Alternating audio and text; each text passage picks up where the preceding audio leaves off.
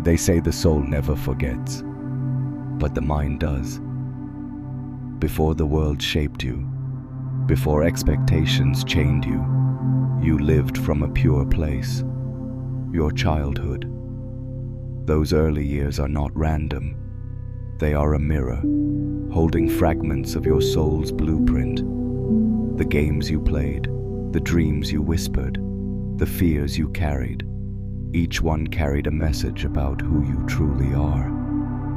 But as you grew, society told you to ignore them. Stop dreaming. Be practical. Forget your imagination. Focus on the real world. And piece by piece, you buried the map your soul left for you. What if everything you're searching for was hidden in what you've forgotten? Look back at your childhood with new eyes. The activities that lit you up were not accidents. If you loved to paint, to sing, to explore, it was your soul speaking through play. If you felt a deep connection to nature or fascination with the stars, those were echoes of ancient memories, reminding you of your origin. Even your fears held messages. The monsters you imagined under the bed may have been reflections of the shadows you came here to face. The dreams you had at night, flying, falling, meeting strange figures, were glimpses of the journey your soul signed up for. Childhood is not just a phase of innocence. It's the opening chapter of the contract you made before birth, a chapter most people forget to read.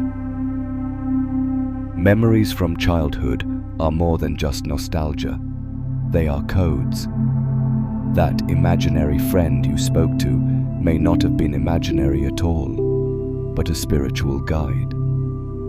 That place you always dreamed of visiting, even as a child, may be a reminder of where your soul has been before. Even the toys you were drawn to, the stories you loved, the roles you played in games, all of them reflected parts of your inner design.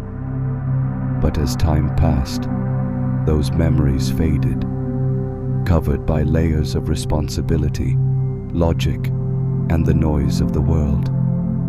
And so, the codes remained hidden, waiting for the day you would return and remember. The question is, will you choose to look back with new awareness? Because the map is still there, in every forgotten detail of your childhood. Most people never see the map. Why? Because the world teaches us to dismiss it. We are told to grow up, to leave behind childish dreams and step into the mold of society. And in doing so, we silence the very voice that was guiding us. School trains us to memorize facts, not to explore our inner world. Culture pushes us toward careers, not callings. Even family, often with love, tells us to be realistic instead of authentic.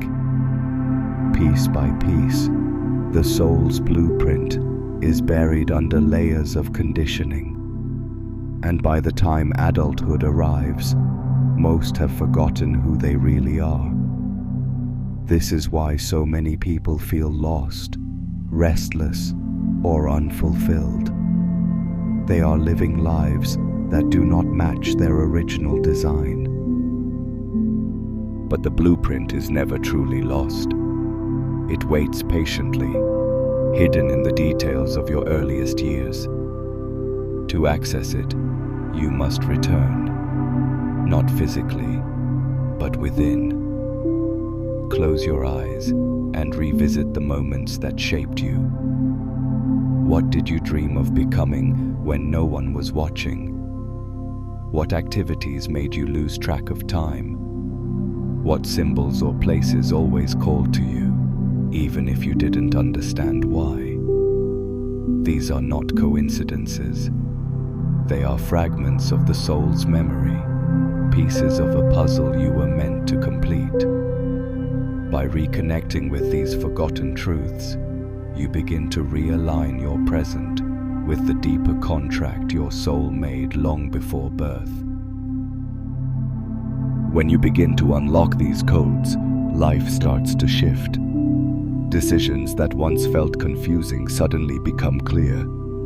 Opportunities align with your deepest truth instead of random chance. And a sense of purpose begins to rise, not borrowed from society, but born from within.